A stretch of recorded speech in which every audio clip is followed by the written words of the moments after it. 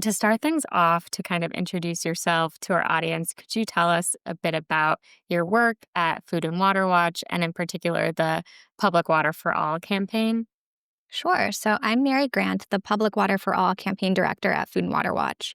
Food and Water Watch is a nationwide environmental organization. We work on campaigns to support access to safe food, banning factory farms, fighting climate change and fossil fuel pipelines. But my work focuses on our water campaigns. So we work to support safe, affordable, and publicly controlled water and sewer service for everyone in the country.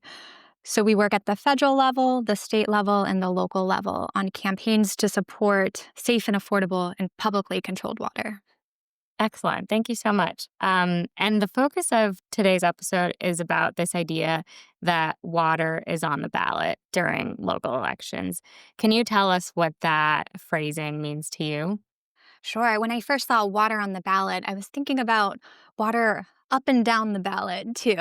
So every decision you make, decision maker you elect, it does impact your water, your access to water, the quality of your water, and the in your community's water. So, but this is especially important, as you mentioned, like for local elections, because for most people in the country, it's your local government who owns and controls your water system, and those elected officials who make the big decisions about your water service.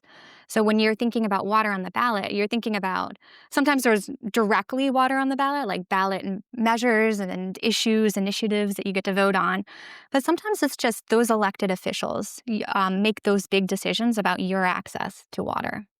Thank you. And I'm glad you mentioned some of those big decisions because I think as a person, I might not put that much thought into how my water gets to my home and also like how billing policies and pricing gets set.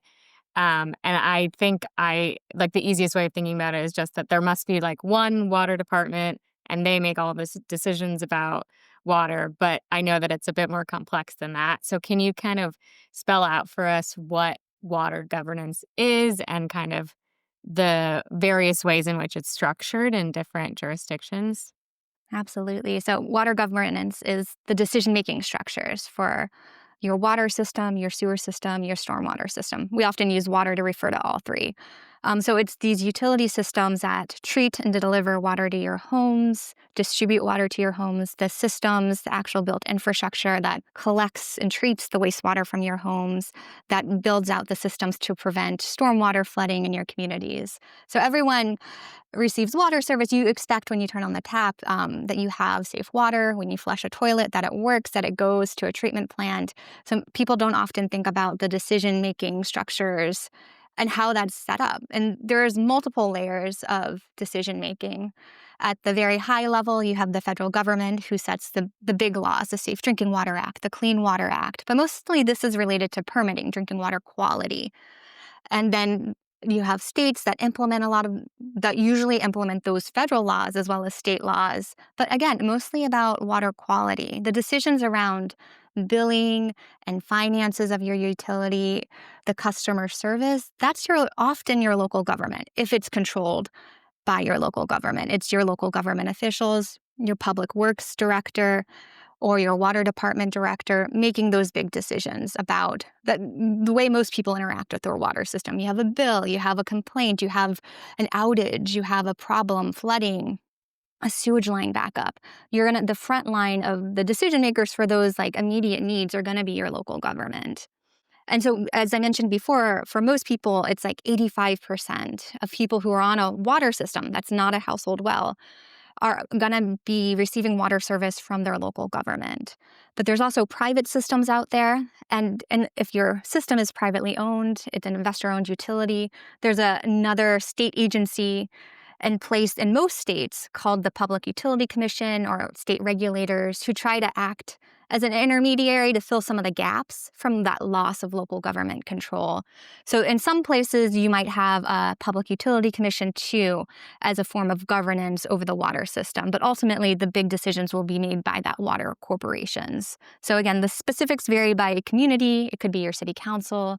If it's a strong mayor community, it might just be your mayor or your county executive, a water board for an authority or a district. So there's various structures out there, but they make a really big impact on how you mostly interact with your water.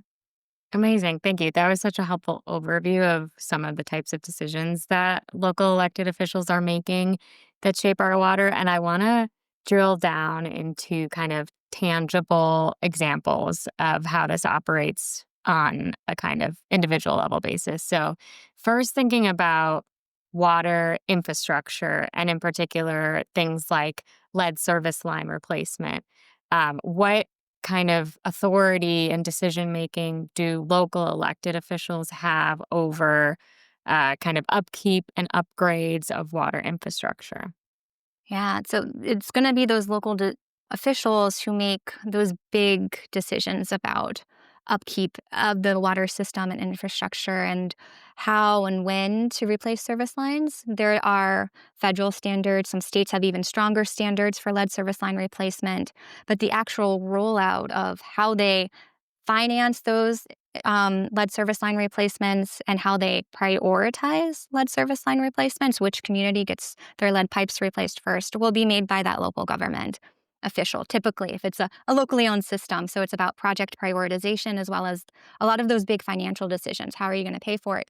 How are households going to receive support if because the lead service line is kind of tricky. Half of it is the public side, and half of it's on a they call the customer side in most places. So it might be privately owned property. And so there's a lot of local decisions that need to be made about how you make sure you replace the entire lead service line. And it's also important to consider also what are you replacing the lead service line with? We advocate that communities adopt copper service lines replacements. They do copper service line replacements instead of plastics just to prevent plastic contamination of your water. So, and also because of the plastics industry being very polluting across the country. That also made me think because I live in New York City, and I believe the city pretty recently released an interactive map where you could see all of the lead service lines in your area. And my husband and I were looking at our apartment and found that the pipe leading to our apartment that I think was more on the consumer side was had lead in it. And so the city allowed us to, they sent us like a testing kit, and we were allowed to like mail it back to test our water supply for free, which was like exciting that the city was offering that service. No, that's another big role that local governments play is like, if you do have lead service lines, what are the interventions? Do you allow that free lead testing? Do you give free lead filters? That's the next step.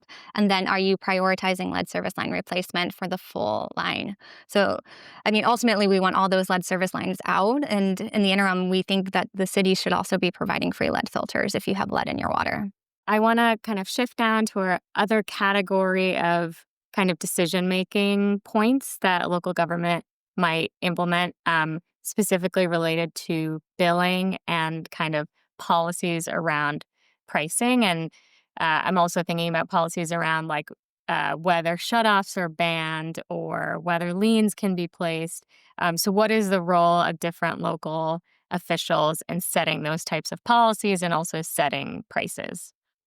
Yeah, in almost every case, those are will be almost completely a local decision around billing practices, rate structures, as well as collection practices. So it's if you have local control of your system, your local government's making those decisions. They could decide to stop those punitive collection practices, like putting in place shutoff protections on tax lien sales over water bills. They could address equity in how you charge rates, how you charge among different users, like customers, industrial customers, commercial customers, residential customers. Some places they give discounts to commercials that are then paid for by residential customers. So, like, are you subsidizing the rates of data centers that use a lot of water?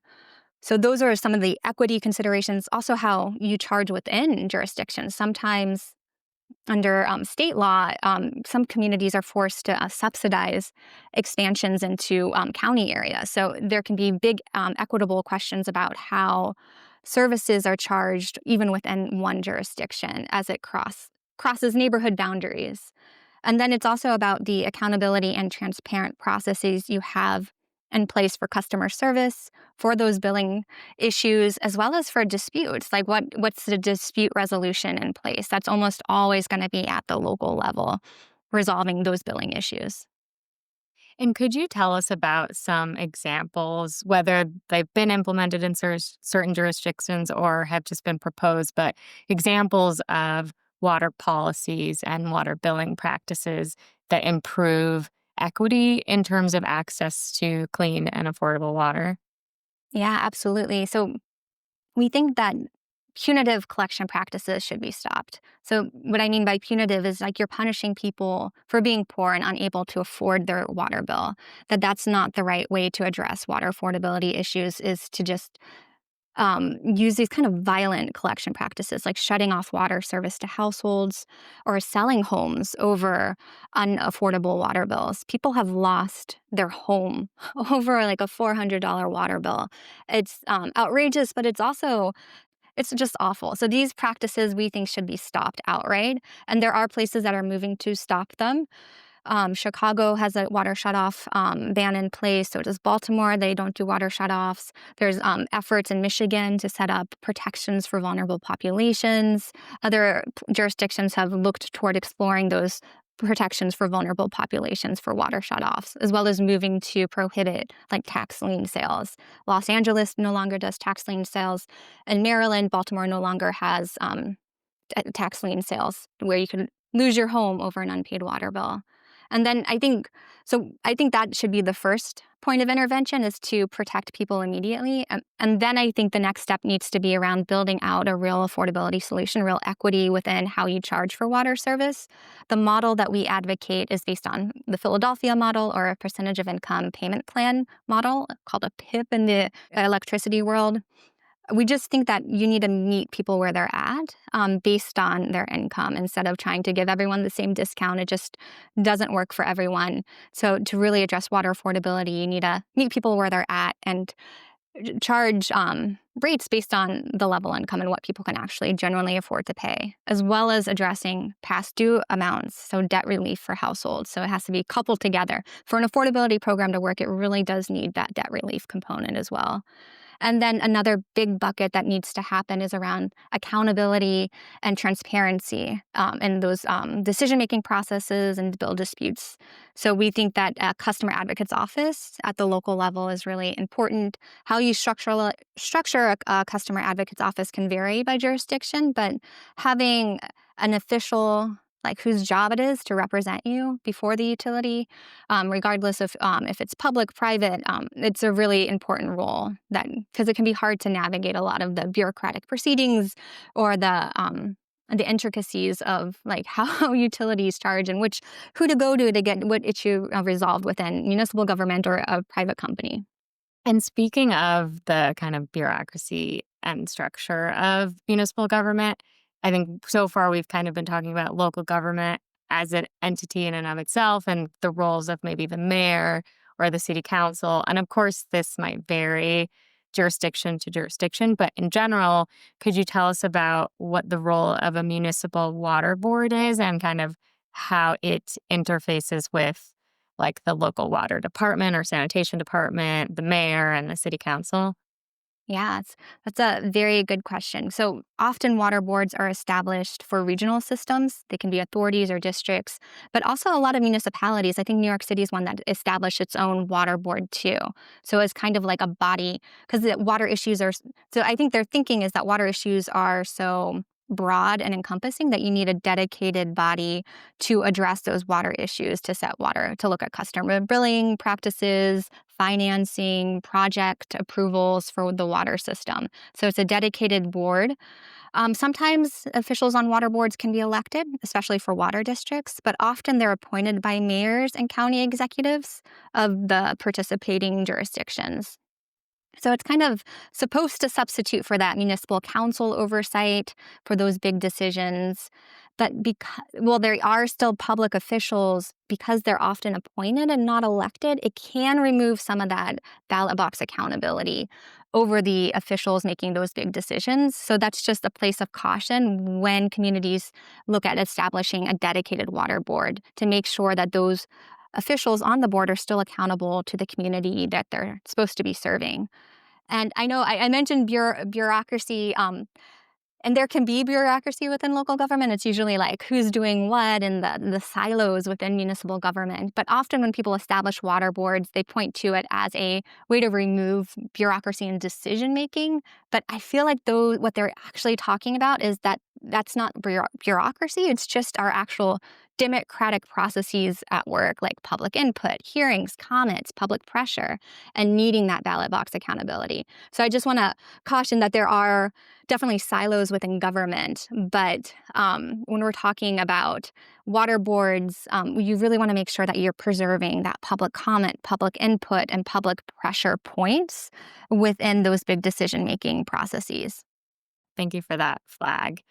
And then I also want to transition to our kind of last bucket of decisions that local governments make, which is around privatization of utilities, including water. And maybe before we get into who makes those decisions, you mentioned at the outset that at the Public Water for All campaign, one of the important principles is protecting publicly owned water. So could you start by telling us why it's important to you that like municipalities and government has public ownership over water utilities? Absolutely. And I think it's kind of for all the reasons we've been talking about today. What are those decisions that the local officials make? That the key issue at stake with privatization is that you lose local control over those very issues, over project prioritization, rate setting, equity, billing practices, customer service. You lose that ballot box accountability over the officials making those big decisions about your water and sewer service.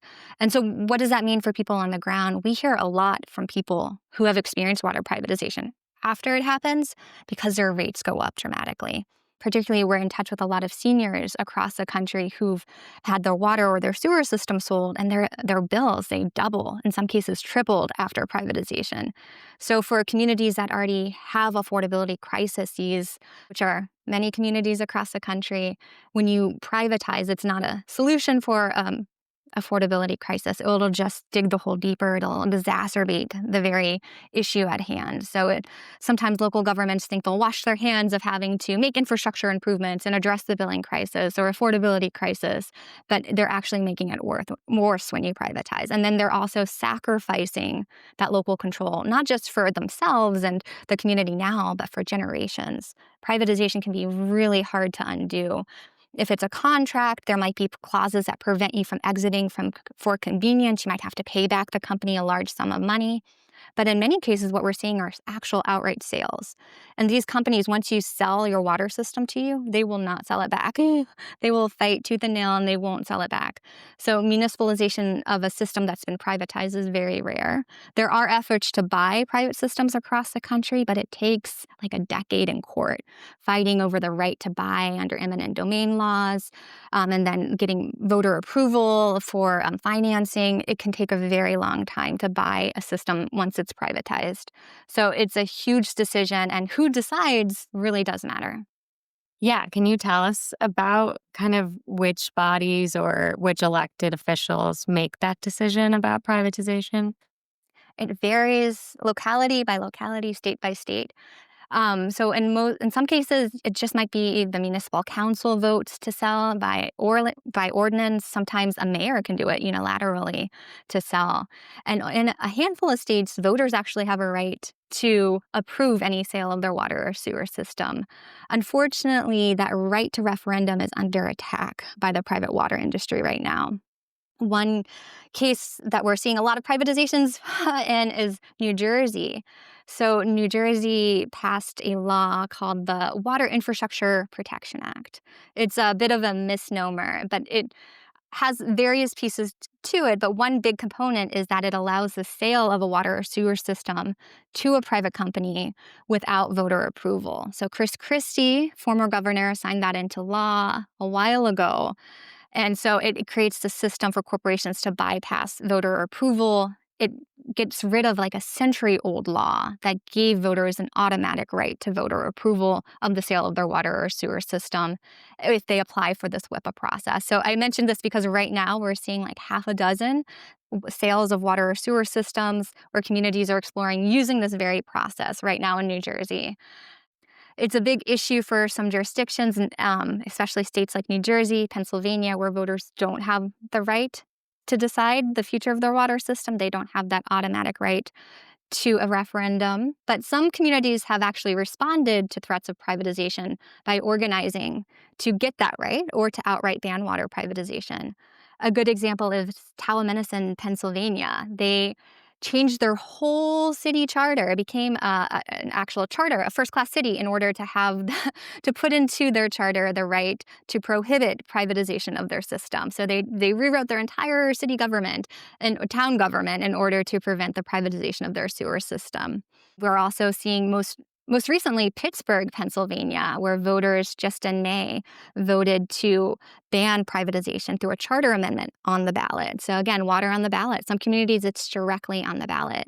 And in 2018, Baltimore became the first major city in the U.S. to outright prohibit water privatization. So the Baltimore Right to Water Coalition worked with the City Union of Baltimore, the City Council, the mayor, to support this measure. And it's outright banning it. So in order to privatize communities like Pittsburgh or Baltimore, they'll have to go back to voters and rewrite the city charter to allow it. So it's a huge hurdle for the privatization of water and sewer.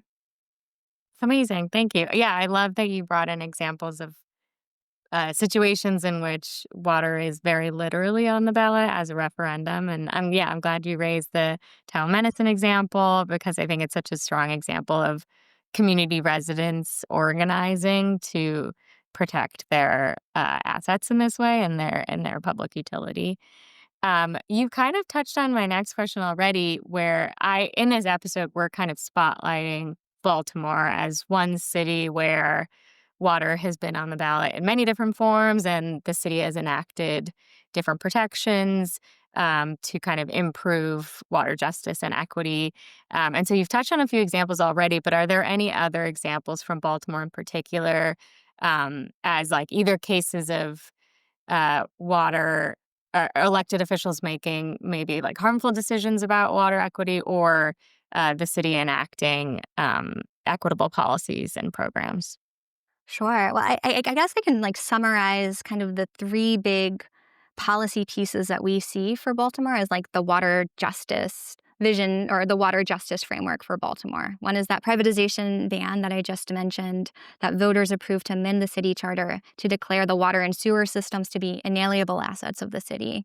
And then they also banned tax sales of homes over unpaid water bills for the city of Baltimore. That's state legislation. So one was voters in the city rewriting the charter, banning privatization. And then it was the state legislature, residents reaching out to their state legislature to rewrite state statutes to ban tax sales. And then there was a big piece of legislation passed by the city government, the city council, called the Water Accountability and Equity Act, which kind of addressed those buckets I talked about earlier around how you set up an equity framework. So it created the Water for All Affordability Program, the Office of Water Advocacy and Customer Appeals. It also created water shutoff protections for vulnerable households, and then an oversight office, which we're still waiting for, which will hopefully be kind of a place or a space for city council and the water department to discuss in a public way improvements to those other provisions, the Water for All program, the Office of Customer Advocacy and Appeals. So those are the three big legislative like pieces for like the Baltimore vision for water justice. As we see it right now, there are threats to Baltimore. There's an effort to create a regional water authority for the city of Baltimore and the county of Baltimore. Baltimore City serves surrounding counties. It's the city's largest asset is the water and sewer system. So there's a lot of questions over the equity of transferring control of the city's largest asset to a new regional authority, how decisions will be made, what will be the impact on these three, pieces of legislation and policy that voters have worked on for this in the city. So there's a lot of questions over that. It's something we're tracking. There's supposed to be a work group started sometime soon to explore it more. But a good thing is that the state legislature did require them to do an equity study for what it would mean to change the governance structure for the water and sewer system. So I think that's a threat, even though it does have the equity study in place, but it's something we're tracking too. So big pieces of the big vision for water justice for Baltimore, and then kind of like the ongoing threats to it. And just this year, there was another effort that trying to take away at the state level those protections from tax sale too. So it's like a periodic battle we have to fight to defend what we've already won for Baltimore, to prevent eroding some of these baseline protections for people. Thank you so much. Yeah, it's such a helpful overview. I think Baltimore is a city where, on kind of all of these fronts, there's been really exciting progress made. And it's a helpful reminder that even when that progress is made, there's still a lot of work to do to defend it and protect it. We like to kind of end our episodes with tangible takeaways for listeners of things that they can do in their community related to this issue. So, first, thinking about election season. So, every November, there's some locally elected officials on the ballot. So, what are some of the questions that people might want to ask of local candidates, whether it's candidates for mayor or city council, about where they stand on water issues, or like any research that they should do about candidates' platforms on this issue? So, kind of like a litmus test that I do, because it can be not always obvious, is like, do you support water privatization? And I think that really indicates to me the direction they'll take when they address water issues. Is, do you oppose water privatization or support it? Or how will you work for water justice? Will you support an income-based water affordability program? Do you know what that is? Will you support prohibitions on water shutoffs and tax sale liens on homes over unpaid water bills? Trying to see, do they support specific policies that you think your community needs? So just ask them directly, do you support this? Do you oppose this? What are the threats? Do you oppose shutoffs? Do you oppose tax sales? And then if they do, what will you do to address that issue? Yeah, those are great, really concrete questions. And I think speaks to also, if someone doesn't know if where they stand on that question, it speaks to maybe their like miscalculation of their roles and responsibilities and how important their decision-making power can be in shaping water access. My last question is thinking about all year round, not just during election season, but what are actions that local residents can take to get engaged in water justice issues in their community? I love this question. I always urge people to absolutely vote, but also to realize that your role in government is more than just voting. So know that you can show up to council meetings, you can submit testimony on water issues, you can ask questions of your city officials and then demand answers. Call, email, meet with your city council members. They are elected to represent you. And so you have to know how they can best represent you. Talk to your neighbors about these issues, have them reach out to the council members, join you at these meetings. And then you can get involved in your neighborhood association, your community association, and other community-based groups that are working on water affordability issues. So based on how much capacity you have, there's various ways you can get involved. But always know that your council member is there to work for you. Always, you can email them. They have constituent services too. So if you're having an issue with your water system, it's a local government issue. It's one of the things they can actually get addressed for you. So a billing issue, a dispute, a quality issue, email them. And they're usually really responsive. If they should be responsive, rather. Thank you so much. That was so incredibly helpful. And I think gives people like several tangible takeaways of not only how they can advocate for water justice broadly, but also just like when an issue arises, because all of us have to rely on our water systems and issues do come up.